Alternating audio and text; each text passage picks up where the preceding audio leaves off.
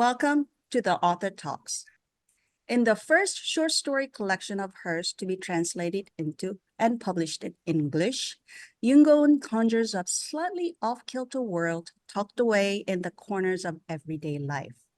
Translated by Lizzie Bueller, Table for One is bursting with stories that toe the line between realism and the fantastic, comedy and surrealism. Yoon Go-eun is the winner of 2021 CWA Dagger for Crime Fiction in Translation and was the first Asian writer to receive the award. Her novel, The Disaster Tourist, also translated by Lizzie Bueller, was shortlisted for the Science Fiction and Fantasy Rosetta Award, Comedy Women in Print Awards, and the Dublin Literature Award. Published in 11 countries, the TV series adaptation of The Disaster Tourist will be made soon, and Yoon will be an executive producer. Since her debut in 2008, Yoon has steadily built a body of work that is so unique, critics have dubbed it the Yoon Go-eun genre. She joins us from Korea. Also joining us today is Lizzie Bueller, the translator of The Disaster Tourist and Table for One by Yoon Go-eun, and Korean teacher by Seo Soo-jin. She holds an MFA in literary translation from the University of Iowa and has studied comparative literature at Princeton and Harvard. Thank you so much for joining us today. 안녕하세요. 소설쓰는 윤고은입니다. 한국에서 인사드립니다. 반갑습니다. So for those readers who have not read the book yet, please tell them about this short story collection. When were they written and where were you in your career when they were written and published? 1인용 식탁이라고 하는 이 소설집은 저의 첫 번째 숏스토리 컬렉션이에요. 한국 작가들에게는 그 숏스토리라고 하는 장르가 주는 또 특별함이 있기도 하거든요. 제가 장편 소설을 쓰기도 하지만 그 단편 소설을 쓰면서 어떻게 보면 제가 가진 세계들의 그 벽돌 하나하나를 모았다고도 볼 수 있는데 이 1인용 식탁 제가 지금 책도 가지고 있는데요. 영어판도 표지가 똑같습니다.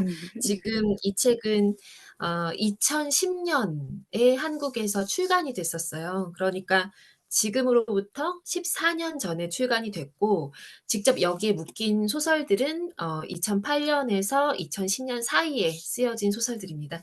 지금 떠올려 보면 가장 큰 차이는 제가 스마트폰을 갖기 전에 쓰여졌던 소설이에요. 그래서 어떻게 보면 지금 시점과도 비교를 해 보면 굉장히 다른 측면들이 보이기도 하고 또 어떤 면에서는 '아 스마트폰이 없을 때나 있을 때나 인간은 여전히 외롭구나.'라고 하는 면에서는 특별히 다른 차이를 못 느끼실 수도 있습니다. 저는 어떻게 보면 이렇게 지금 이 표지에 얼룩말이 혼자서 식사를 하고 있는데 거의 14 년째 지금 이렇게 이 모양으로 식사를 혼자 하고 있는 거거든요. 그래서 이 책을 읽으시면서 제가 독자분들께 여쭤보고 싶은 것은 이 혼자서 식사를 14 년째 하고 있는 이 얼룩말 그것도 컵라면입니다. 식사를 하고 있는데 이 얼룩말이 시대에 따라서 어떻게 평가받을까 이런 질문들을 한번 던져 보시면 어떨까라는 생각도 들었어요. 14년 사이에 우리 시대가 굉장히 많이 바뀌기도 했잖아요. 그런 것들을 좀 보여주는 한 작가의 출발점이라고 봐 주시면 될 것 같습니다. So I wanted to ask you, Lizzie, you have translated Yoon Go-eun's novel, The Disaster Tourist, which was published in English in 2020, and now you've translated this collection. What drew you to Yoon's writing in the first place, and what made you return to her writing? Yeah. So what's funny is that even though Table for One is coming out this year in 2024, it's actually the first book by Yoon Cohen that I translated. So I started to translate some of the stories from this collection when I was an undergraduate at Princeton, when I took a literary translation class in the creative writing department. And I sort of took the class on a whim, just because I thought it would be interesting and I love working with language, and I had studied Korean for several years at that point. And I just really I really liked the process of translation. I had read the short story Table for One, which is the titular story um, for the collection Table for One in a Korean class in undergrad, and I really liked it. I was really drawn to the sort of quirky and strange sense of humor and kind of like mix of loneliness and really cunning observation of society. And I saw that it hadn't been translated into English, so that was when I started working on it. And then I ended up translating more from the collection for my senior thesis, and then pitched the collection to Columbia University Press, and was fortunate that the editors there also really liked the book. And academic publishing is not on quite as tight of a schedule as trade publishing, so that's why it ended up taking a little bit longer for this collection to get published as opposed to The Disaster Tourist, which came out with trade presses. But I think in both cases, with both of these stories and with all of Yoon Kohn's writing, I'm really drawn to this sense of humor that's not always kind of immediate. You don't always think like, oh, this is, haha funny, but then you think about it and you're like, wow, this is so clever and weird. And I don't think that I see that style of humor in a lot of writing, and so I really appreciate it, and I think it's really really creative and well done, and just a very interesting and unique voice. Of many adjectives that follows your work, the most often used one seems to be quote unquote imaginative, perhaps because this world you create in your writings are very uncanny and slightly off kilter, as we mentioned before. They are very recognizable, yet not quite realistic. Can you tell us about this world that you create and what inspires you to create this very familiar yet unfamiliar world? 상상에 대한 질문을 굉장히 많이 받고 있습니다. 그중에 가장 또 좀 많이 질문을 받는 것 중에 하나가 어떻게 하면 그런 생각들이 시작될 수 있는지, 그 상상력의 출발점이 무엇인지 이거예요. 일단 정확한 출발점은 저도 모르겠지만 제가 자주 대답하는 것 중에 하나는 거리를 막 걸어 다니면서, 그러니까 제가 생활을 하면서 무언가를 발견하면 그것들을 메모를 해 두죠. 그러니까 어떤 결핍된 부분들, 뭔가 이상하게 꼬여 있는 부분들을 보면 소설로 쓰고 싶다는 생각이 들고 그런 것들을 조금 무작위로 메모를 해 둡니다. 약간 크로키 하듯이 굉장히 빠르게 메모를 하죠. 예, 그런 것들을 뭐 늘 들여다보는 것은 아닌데 두 가지 순간에 그것이 좀 소설로 확장될 때가 있어요. 하나는 제가 샴푸할 때, 머리를 감고 있을 때 '어 그때 그 생각이 이러지 않았나?'라고 하면서 그게 막 머리를 감는 동안 굉장히 많이 막 현실화가 되면서 버무려진다고 해야 될까요? 현실과 상상이. 그런 경험을 하기도 하고, 또 하나는 어 횡단보도 앞에 서 있을 때 초록색으로 불이 바뀌기를 기다리고 있을 때는 아무래도 휴대폰을 손에서 놓게 되는 거죠. 보지 않고 있기 때문에 그런 순간에 퍼뜩 어떤 것이 좀 스치고 지나갈 때가 많아요. 그러니까 저희는 거의 대부분 그래서 샴푸 선물을 굉장히 많이 받기도 합니다. 그러니까 약간 영감에 도움이 되라고. 그리고 저는 횡단보도를 건너는 순간을 굉장히 신성시하고 있어요. '아 이 순간에 뭔가가 올지도 몰라.'라고 긴장을 하고 있는데, 제가 볼 땐 그냥 방심하고 있는 순간인 것 같아요. 그냥 뭔가를 해야 된다는 강박감 없이 그냥 멍하니 있는 순간에 제가 메모해 두었던 것들이 이제 합쳐져서 소설로 꼬물꼬물 기어가는 거죠. 예, 주로 제가 하고 싶은 말들을 굉장히 제가 리얼리즘으로만 얘기하지 않는 거예요. 그것은 워낙에 현실을 그대로 살려서 잘 쓰는 작가들이 많고, 저도 그런 소설들을 읽으면서 감동을 받기도 하지만 제가 추구하는 방식은 조금 더 특이한 것. 그러니까 제 착각일 수도 있지만 저만 쓸 수 있다고 생각하는 방식을 건드리는 건데 그것이 어떻게 보면 약간 허무맹랑해 보이는 그런 상상과 그리고 현실의 문제 이런 것들을 살짝 결합을 하는 거죠. 뭐 예를 들자면 어 지금 제가 서울 근교에 살고 있는데 집값, 부동산 뭐 이런 것들은 워낙에 지금 한국의 뭐 청년층뿐 아니라 많은 사람들의 고민이기도 한데요. 뭐 한국만의 문제도 아닌 것 같기도 하고요. 전 지구인의 문제일 수도 있겠죠.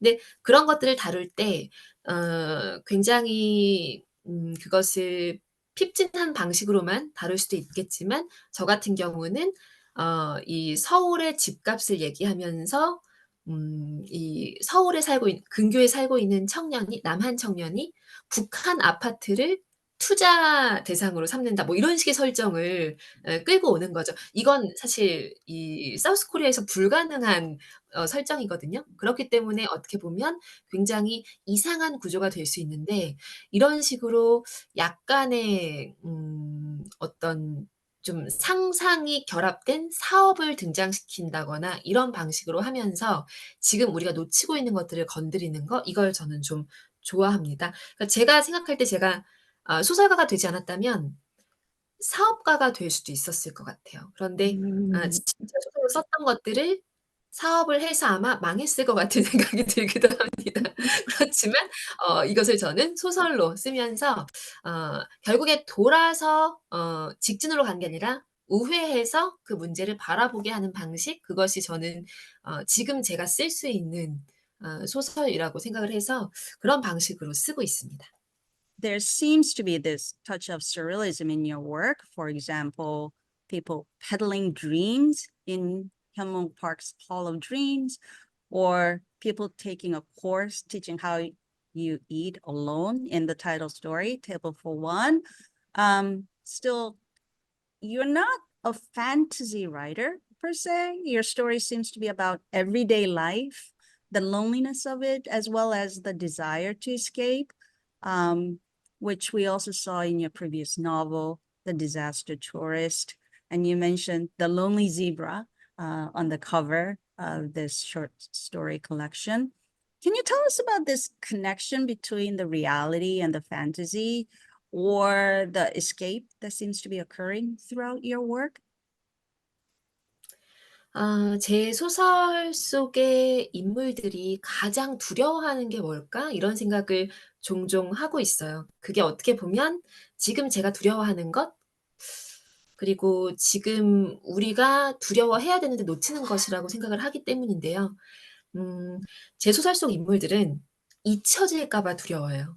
그게 어떻게 보면 고독의 다른 이름일 수도 있겠죠. 단지 '그냥 나 혼자인 것 같아. 외로워. 쓸쓸해.' 이 정도의 느낌이 아니라 내가 이 사회에서 없어진다고 하더라도 마치 우리가 연필 하나가 부러지면 그다음 연필이 오고 뭐 요즘 연필 세대도 아니긴 하지만 뭐 이런 식으로 대체 가능한 공산품들이 많잖아요. 그런 것처럼 혹시 나라고 하는 사람이 그러니까 저를 예로 들면 윤고은이라고 하는 사람이 지금 나만의 고유한 글쓰기를 하겠다고 애를 쓰고 있는데 만약에 이런 사람이 사라지고 났을 때 그 자리를 쉽게 또 대체할 수 있는 다른 무언가가 오지 않을까? 이런 것에 대한 두려움, 그것을 창작자뿐만이 아니라 지금 현대인들은 너무나 가질 수밖에 없는 구조라고 생각을 해요. 그러니까 이 자본주의 사회에서 부품인 거죠. 그런 고민을 굉장히 제 소설 속의 인물들이 많이 하고 있고 그래서 내내 어떻게 보면 동료이기도 하지만 경쟁자로 그렇게 인식을 하는 그런 두려움도 깔려 있고요. 그리고 인정받고 싶어 하죠. 자신이 나로서 존재해도 '괜찮은 사람이야.'라고 하는 어떤 생각에 이르기를 바라는 것인데요. 뭐 예를 들면 이 1 인용 식탁이라는 이 소설 안에는 혼자 밥 먹는 법을 알려준다는 그 학원이 등장을 하는데 제가 그 이야기를 쓰고 싶어졌던 그 순간이 어떤 순간이었냐면 단지 뭐 혼자 밥 먹는 법을 그렇게 이상한 방법을 굳이 돈 내고 배우려는 사람들이 있고 그런 거를 파는 학원이 있어 이 정도가 아니라 음 혼자 밥 먹는 법을 그러니까 타인의 시선을 의식하지 않는 법을 배우고 싶어 하는 그러니까 오롯이 혼자서 당당하게 살고 싶어 하는 사람이 굳이 학원이라는 그런 공간, 여럿이 함께 쭉 모여서 같이 무언가를 배우는 학원이라는 공간에 등록한다는 설정이 굉장히 아이러니라고 생각을 했었어요. 그러니까 예를 들면 만약에 이 주인공은 지금 이 학원 운영 시간이, 수업 시간이 주인공의 회사 점심시간이거든요. 근데 만약에 이 학원이 주말에 수업을 한다라고 했으면 주인공은 굳이 그 학원에 가지 않았을 거라고 저는 생각을 해요. 왜냐면 점심시간에 그러니까 회사 안에서 밥을 먹는 것에 대해서 조금 사후 관계에서 좀 어려움을 겪고 있었기 때문에 그 시간 동안 내가 외톨이가 아니고 나를 품어주는 다른 소속이 있기를 바라는 마음도 있었다는 거죠. 그러다 보니까 결과적으로 혼자 밥 먹는 법을 배우기 위해서 단체로 지금 우리들은 1 인용 뭐 이런 느낌이 되는 구조가 된다는 건데, 이런 것들, 이런 굉장히 이상한 모순, 이것이 저에게는 글을 쓰게 만드는 요소이고 그것이 제 소설 속의 인물들이 갖고 있는 공포를 보여준다고 생각해요. There are a lot of ironic things that happen in your stories rather than actively escaping from sort of this entrapment of society. Your protagonists often indirectly free themselves by coming to terms with that entrapment. What does freedom mean to you, and how do you use irony, as you mentioned, to redefine that sense of freedom that we all look for, it seems? 자유라는 말은 어떻게 보면 약간 너무나 당연하게 느껴져서 굉장히 당연히 추구해야 될 것 같고, 그리고 그러면서도 약간 손에 잡히지 않는 그런 추상적인 느낌처럼 다가오기도 하거든요. 제 소설 속에서 아마 추구하는 그 자유라고 하는 것이 있다면, 어떤 가치가 있다면 그것이 이제 자유의 한 면일 수도 있을 텐데, 그냥 온전히 나로 타인의 시선에 휘둘리지 않는 것일 것 같아요. 달콤한 휴가 같은 경우도 어떻게 보면 누군가 한 명을, 히어로일 수도 있고 희생양일 수도 있는 한 명을 구하기 위해서 그 어떤 건물의 사람들이 같이 막 투표를 하고 회의를 하고 이러거든요. 근데 그때 내세우는 조건들은 굉장히 타인의 시선이라고 할 만한 사회적인 조건들인 거죠. 그런 것들에 따르면 나는 잉여물일 수도 있고 결핍 덩어리일 수도 있지만, 그런 사회적인 시각을 떠나서 그냥 나로 존재할 수 있는 것, 그냥 나로도 편안하고 당당하게 존재할 수 있는 것, 그래서 누구도 나를 대체할 수 없다고 스스로 생각할 수 있는 힘, 이런 것들을 저는 자유라고 말을 할 수 있을 것 같아요. 그러니까 그렇게 보자면 제 소설 속의 인물들은 그 자유를 얻기 위해서 고군분투하고 있다고 볼 수도 있는데, 다만 지금 선생님 얘기하신 것처럼 그 고군분투 과정에서 또 이 사회가 요구하는 터널을 지나야만 한다는 것이, 미션을 수행해야 되고 이런 것이 어떻게 보면 굉장히 잔혹한 게임 같은 것일 수도 있겠죠. 그런 것들을 좀 보여주고 싶었어요. So I wanted to ask you, Lizzie, this idea of very collective society, the idea of going to Hagwon to learn how to be free, all these ideas seems to be very Korean, but at the same time, there seems to be a certain universality in Yungon's writings, even though they are very clearly set in Korea, and I can't imagine where else they can be set. Would you agree that there's a sense of universality, and what do you think will appeal to non-Korean readers to whom all these nuances may not be as immediate? Yeah, I definitely think that there is universality, while also being, some very Korean specific situations. And even, you mentioned hagwons, and I think when I was translating, Table for One initially, I did wonder, how do I express this idea of like a school that isn't what we normally think of as a school in the West, because hagwons are such a big part of Korean society, and really not so much a thing in the US, at least. But at the same time, I think in a lot of countries and in many parts of the world, there are, similar challenges that especially younger generations face with, you know, feeling trapped, working jobs that you don't really feel passionate about, kind of feeling like you're being taken advantage, the system is taking advantage of you, feeling like there is this illusion of a lot of choice in your life, but in reality, you don't really know how to, get out of whatever situation you find yourself in. And so I think that a lot of this just kind of comes down to the kind of global mood over the past couple of decades, and I think that applies to people in Korea, people in the US, people throughout the world, and I think that there's definitely universality in that. Talking about the Korean society, the title story, Table for One, was written many years ago, as we said earlier. But from what I've heard, there is a continuing interest in this story in Korea. When it was first published, eating by oneself was not very prevalent, but the Korean society of today is known for the quote unquote 혼족 culture of people living alone and doing everything from eating and drinking to vacationing by oneself. Were you predicting the future, as some people have suggested, or are you surprised how Korea has become this world of table for one?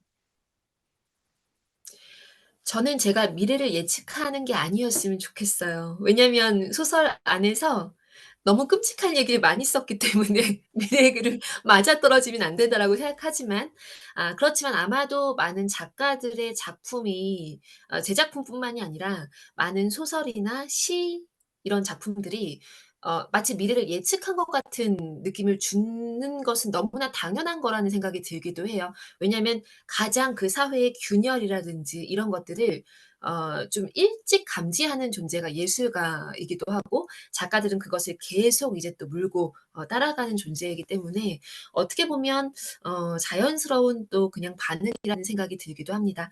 제가 이 소설 썼을 때는 처음엔 아주 그냥 단순한 지점 아까 얘기 드렸던 것처럼 이렇게 되게 이중적인 구조가 돼 있는 게 굉장히 지금 우리 사회의 그 고독 그리고 어떤 무리 안에 소속되는 것을 원하는 약한 사람들을 표현하기에 좋겠다 싶어서 쓰기 시작한 것이긴 하지만 소설 쓰고 나서 지금 말씀하신 것처럼 몇 년 지난 후에 혼족이라든지 혼밥 이런 문화들이 단어가 아예 신조어가 등장하면서 뭐 제가 신문 인터뷰할 때도 "어떻게 작가님이 혼밥 문화를 미리 막 내다 보셨느냐." 이런 얘기들을 하셨거든요.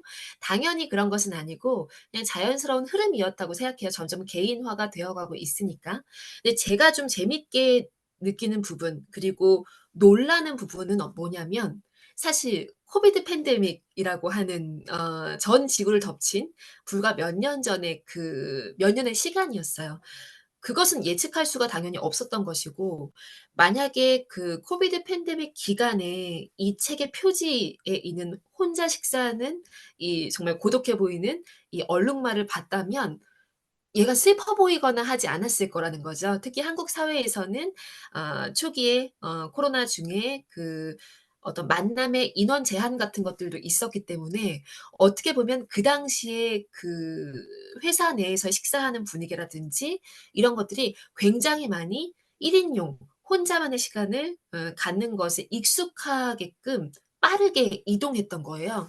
그렇기 때문에 지금 이제 와서 이제 코비드 팬데믹 기간이 지나왔지만 이제 와서 다시 바라보는 이 고독한 얼룩말 이 지금 1 인용 식탁의 표지 속 이 얼룩말의 모습은 이젠 또 느낌이 다른 거예요. 처음에 등장했던 혼밥, 혼족이라는 말이 등장했을 때 그 얼룩말과 다르고 코로나 시대의 얼룩말과 다르고 지금 만약에 이렇게 먹고 있다면 지금은 정말 개인의 선택이라는 생각을 좀 하게 될 수 있을 것 같아요. 왜냐하면 코로나 이후에는 뭐 보복 여행, 보복 만남 이런 말이 등장할 정도로 막 그 참아왔던 것을 다 폭발시켜서 사람들을 만나고 다시 축제를 즐기고 여행을 하려고 하고 오프라인 만남으로 서로를 이렇게 좀 접촉하려고 하는 그 문화가 생겨났기 때문에 지금 바라보는 이 얼룩말의 모습은 또 다를 수밖에 없겠죠. 그래서 이 소설이 저에게도 의미 있는 이유는 스마트폰도 없던 시대에 쓰였다고 했잖아요. 그런데도 여기서 혼자 밥 먹는 사람의 모습이 크게 지금하고 다르지 않다는 거예요. 타인의 시선을 느끼고만 있다면 스마트폰이 하나 있다고 해서 특별히 달라지지는 않을 수도 있는 거거든요. 그러니까 여기에 나와 있는 우리의 원초적인 어떤 타인의 시선을 신경 쓰는 그 너무 얇은 우리의 가피, 외피 이런 것들은 사실은 시대가 바뀐다고 해서 갑자기 두터워질 수는 없는 거라고 생각해요. 다만 나처럼 혼자 먹는 사람들이 저기도 있고 저기도 있다. 둘 이상 어딘가에 있다라는 것이 이렇게 어떤 공간에서 보이면 약간 안심하게 되는 거죠. 네. 그런 정도라고 생각을 합니다. So I wanted to talk a little bit about that sense of humor that Lizzie mentioned earlier about your writings. The name of the main character in Table 4-1 is Inyon, which roughly translates to for how many people in Korean? The Korean title of the Table 4-1 is 1인용 식탁. So can you tell us why you named the character Inyon?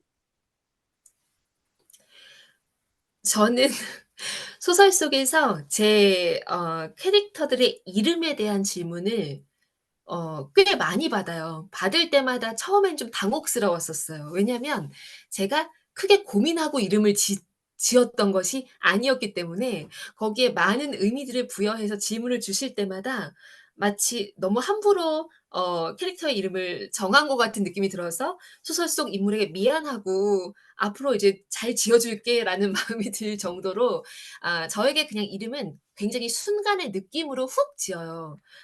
그래서 여기서 이제 오인용 뭐 그냥 한국에 어차피 오라는 성씨가 있고 그러니까 이제 그 뒤는 사실 이름은 무엇을 지어도 상관이 없는 거죠. 그래서 그냥 오인용. 그러니까 어떻게 보면 1 인용 삶을 지금 살고 있고 그것이 버겁고 그러나 1 인용 삶을 살면서 눈치 보지 않기를 바라는 이 1 인용으로 머릿속에 점철되어 있는 인물인데 그 사람의 실제 이름은 오인용이라고 한다면 그냥 이 또한 굉장히 좀 잔인한 다크 유머가 아닌가 이런 생각을 살짝 했었고요. 그래서 이제 별 의심 없이 그냥 오인용으로 지어서 사실 오인용 씨한테 쪼끔 미안하기도 해요. 그러니까 항상 저는 이렇게 인물에게 미안하다고 얘기를 하는데 소설 속의 인물들은 이렇게 저의 어떤 아주 약간의 씁쓸한 유머를 더해서 이름을 짓는 경우가 많아요. 그러니까 물론 몇 가지 생각하는 지점은 있어요. 발음이 좀 편했으면 좋겠고 여러 가지 어떤 요소들이 있긴 한데 그리고 잘 기억에 남는 이름이면 좋겠고 뭐 이런 의미들이 있긴 하지만 그리고 더 디지스터 투어리스트의 그 고요나라는 인물도 어떻게 보자면 제가 처음 그 인물의 이름을 정하게 된 것은 고요하다. 고요한 나. 세상이 아무리 주변에서 소란스러워도 나에게는 영향을 끼치지 않아. 난 고요해.'라고 하는 그 이상한 고요함을 주장했던 인물이 안 고요해지면서 벌어지는 일들을 좀 얘기하고 싶어서 고요나. 그렇고 또 이제 성서에서 얘기하는 요나의 스토리가 있으니까요. 이런 식으로 제 소설 속의 인물들은 주로 이름이 있다면 약간 뭔가 좀 비꼬는 반어적인 느낌의 이름들을 많이 갖게 되는 경우가 많습니다. 어 느낌으로 일단은 정하고 있어요. 제가 인물들에게 미안하다고 얘기했지만 앞으로도 아마 계속 그렇게 갈 확률이 높을 것 같아요. So then I wanted to ask you, Lizzie, as a translator, your job is not only to translate words, but also the context. So then how do you deal with a problem? It's not a problem, maybe an issue, but how do you deal with things like the name Inyon, which means a certain things to Koreans, but would mean nothing really to non-Koreans? And talking about translating the context, I would imagine this since the dark humor or sort of the bitter humor that Yoon-gon just talked about will be the toughest thing to translate. Yeah, I think it definitely is. And, you know, most of my translation work has been with Yoon Cohen's writing, so I kind of don't know what it would be like to translate other writers who maybe don't have the same sort of dark humor or don't have characters with these kind of, you know, odd and you know, names that are sort of laden with meaning.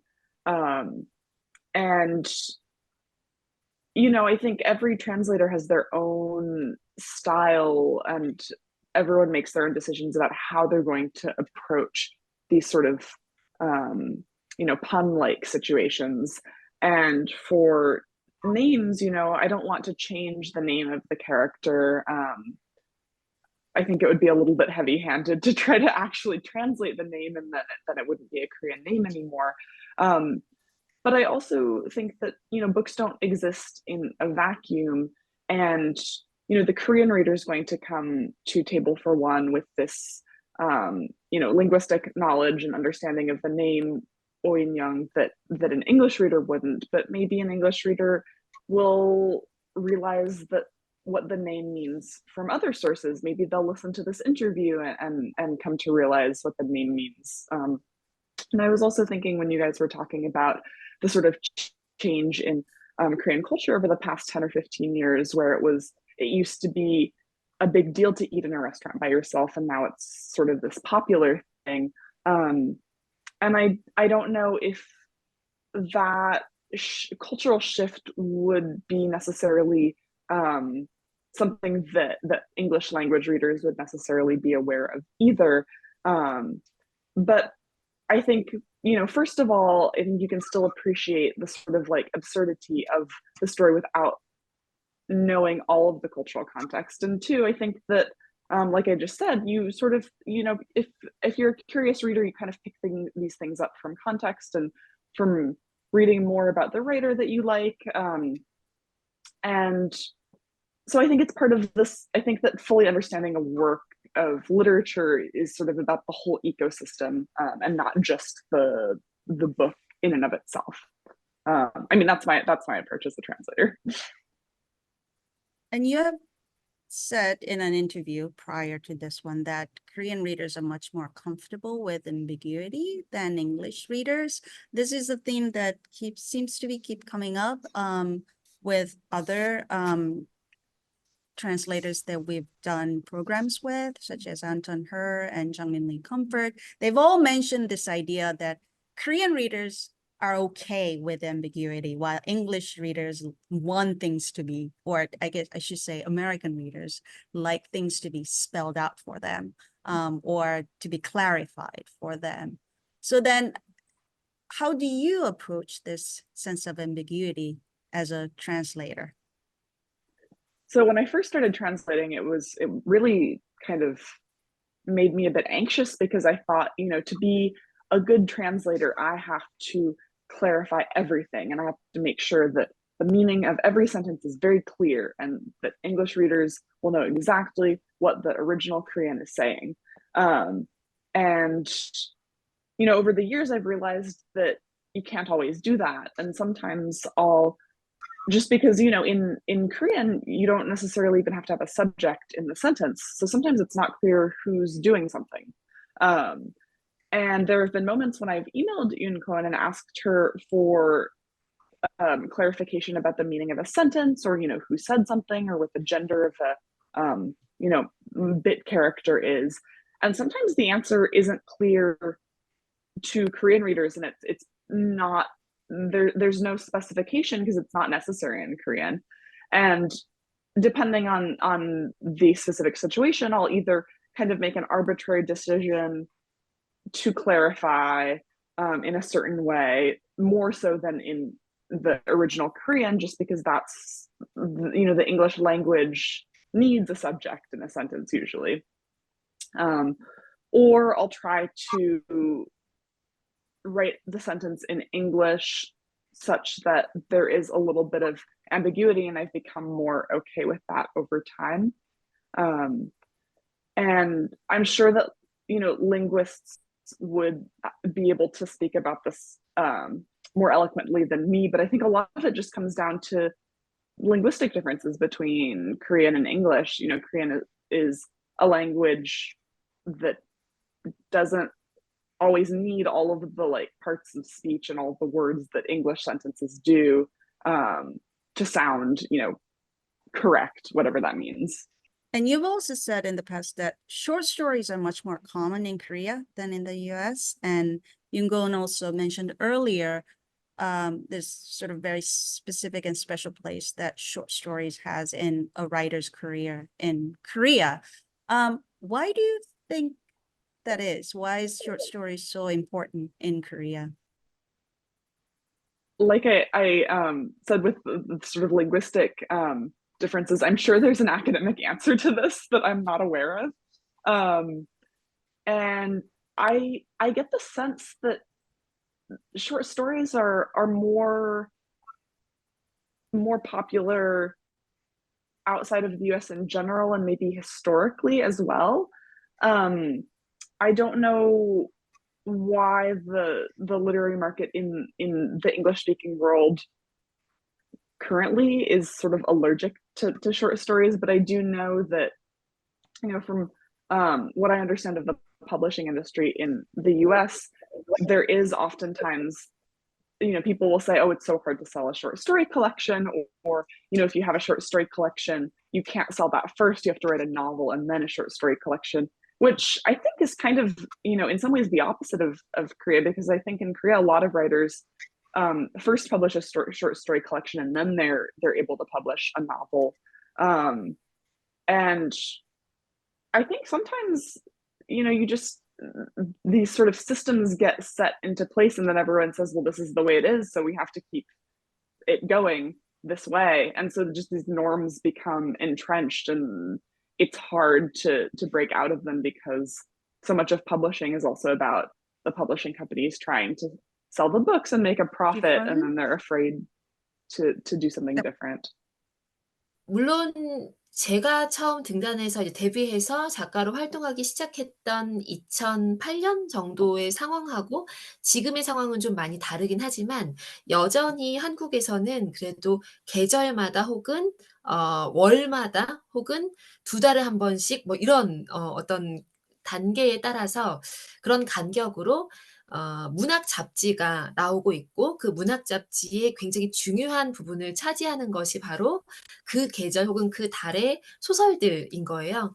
장편을 연재하는 방식으로 쓰기도 하지만 단편들, 어떤 작가들의 단편 소설을 뭐 서너 편 혹은 그 이상 혹은 그 이하로 이렇게 수록을 하면서 그 시절에 지금 이 현상들을 작가가 어떻게 또 소설로 풀어내는지를 어떻게 보면 굉장히 빠르게 담아낼 수 있는 구조이기도 하잖아요. 아무래도 장편에 비해서는 단편이 사람마다 물론 다를 수는 있겠지만 조금 더 짧은 시간 안에 쓰일 수도 있는 것이기 때문에, 그런 식으로 단편들을 읽으면서 그 사회를 한 작가가 어떻게 보고 있는지를 파악하는 것이 저에게는 독자로도 굉장히 즐거운 기쁨이기도 하고, 물론 이게 되게 대중적인 것은 아니에요. 한국에서도 여전히 서점에 가면 문학 코너에서 문학 잡지를 보는 그 인구들은 아무래도 책을 읽는 인구가 줄어드는 것처럼 줄어들고 있긴 하지만, 여전히 어떤 사람들에게는 그것이 굉장히 이 사회를 볼 수 있는 되게 중요한 방식이기도 하거든요. 그래서 이런 식으로 작품을 하나하나 단편들을 이제 발표하면서 한 계절 혹은 한 시기를 한 터널 통과하듯이 작가들이 이렇게 살아간단 말이죠. 그렇게 하는 그 구조가 있기 때문에 솔직히 좀 이것은 이제 너무 제 개인적인 말일 수도 있겠지만, 저의 솔직한 생각은 전 세계에서 단편 소설, 한국이 가장 아름답다고 생각해요. 한국어로 쓰여진 단편 소설이 가장 아름답고 정교하다라고 생각하는 것이, 그 단편 소설 자체가 굉장히 이제 세계 다른 나라에 비해서도 많이 발표되고 있고, 전체 출판 시장에서의 어떤 비율을 봤을 때 많이 발표되고 있고, 그것을 찾아 읽는 인구가 있고, 그게 아주 대중적인 수는 아니라고 하더라도 그것에 가치를 부여하는 작가들이 있기 때문에, 작가들에게 단편 소설이라고 하는 그 장르는 아주 대중적인 인기가 있는 것은 아니라고 하더라도 마치 한 시절에 묵는 느낌이라서 이건 되게 특별한 느낌일 수밖에 없는 것 같아요. 그리고 굉장히 한국어로 접근하는 모국 같은 느낌이 있는 그런 장르라고 생각을 해요. 그래서 단편에서 시작해서 그것을 장편으로 확장하는 작가들도 있고, 그리고 단편들을 하나를 쓰고 나서 연작처럼 이어가는 작가들도 있고, 아니면 단편 하나를 그냥 섬처럼 두는 작가들도 있지만, 단편이라고 하는 정말 짧은 지면의 제약이 되게 많거든요. 그렇지만 또 뭐 영미권의 단편에 비해서는 좀 길어요, 또 길이가. 그래서 약간 좀 애매하죠. 숏스토리라고 하긴 하지만 한국의 단편은 아주 그렇게 짧은 분량은 또 아니에요. 어떻게 보면 장편보다 물론 짧지만 아주 꽁트만한 분량은 또 아닌 것. 그래서 그 정도 분량, 뭐 한 요 정도 되는 그 분량 안에 되게 밀도 있는 얘기들을 담아내는 작가들이 많기 때문에 한국의 현재형 표정을 만약에 문학에서 보고 싶다라고 생각하시면 그냥 그 계절의 개간지에 발표된 단편을 찾아보시면 이건 뭐 뉴스나 어떤 그런 언론에서 다루는 것과는 또 좀 다른 각도에서 예술가가 그 써둔 문장으로 바라보는 그 시절이 있을 수 있는 거죠. 그러니까 되게 과거의 배경을 쓴다고 하더라도 이 현재형 작가가 쓰는 것이기 때문에 굉장히 현재형 이야기라고 생각을 하고요. 네. So it seems like it was a few years ago that Lizzie probably approached you about translating your short story, and then it became a short story collection, then your novel, and now that short story collection is finally published. What has it been like for you to work with or to observe Lizzie working on your writings? 리지가 저에게 처음 보냈던 메일 저 지금도 기억하고 있거든요. 그러니까 되게 신기한 느낌이었었고 그때는 저도 지금보다 훨씬 더 뭐 사실 별 차이는 없어요. 근데 어쨌든 쪼금 더 어렸던 시기였고 그랬기 때문에 굉장히 신기하다. '이게 진짜 번역이 돼서 그리고 출간까지 가능할까?' 이런 것들이 좀 막연하게 다가왔었던 거죠. 근데 어떻게 보면 리지 뷰러라고 하는 번역가를 만나서 저의 장편 소설 하나가 이미 나와 있고 그리고 이번에 이 단편 소설집이 또 저의 어떻게 보면 첫 번째 소설집이 또 이렇게 나오게 됐고 그리고 지금 또 리지 뷰러는 저의 가장 최근 장편도 또 번역을 하고 있단 말이에요. 그러니까 항공 노선 같은 느낌이에요. 많은 작가들이 아마 전혀 다른 언어권의 독자를 만나고 싶은 욕망이 있단 말이죠. 근데 그렇게 만나려면 당연히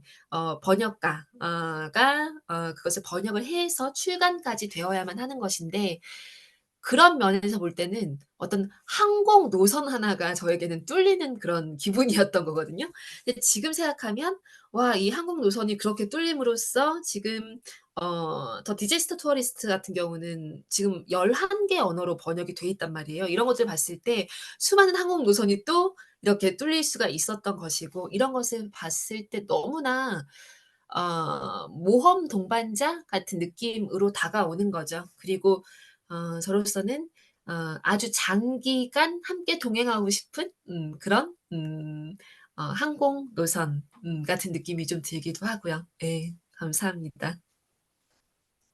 And how about you, Lizzie? What has been this whole journey that you'll be continuing on? Yeah, well, I'm thinking about since Yunko had mentioned the email that I first sent her, and I think at this point that was all I don't know when it was, but I must have been around maybe 20 when I first emailed her to ask permission to translate Table for One. And I think back on myself and I'm like, wow, I was so young. It must have been so strange for a writer to get an email from this, random undergrad in another country. And it's been really, I think, wonderful to work continuously with the same writer. And I'm just so impressed that Yoon Cohen, has written so many books in the years that I've known her. And I think that it's just interesting to see the development of her career as a writer and to see all the different directions that that her work has gone in since we first met and first got in touch. And I think I've become a lot more confident as a translator. I think I was quite, I think translation is something that you have to figure out while you're doing it. And so when I started out, I really wasn't entirely sure what the norms were, what I was comfortable with. And like I kind of mentioned a moment ago, I think I really believed that I had to translate everything in this, exact perfect way. And I've become more confident in my own decisions and become more aware of the fact that there is this inherent ambiguity and certain choices that you have to make yourself as the translator. And I also think that translating Yoon Kwon's work has made me a better writer in my own right. And I had not done any of my own creative writing when I started translating her work, but since then I have started doing my own writing in English. And I think from translating, I have also come to understand more about how you structure a story and what makes a good narrative. And so I'm really grateful for that as well. Table for One is available wherever books are sold. Congratulations, and we wish you all the best. And thank you so much for joining us today.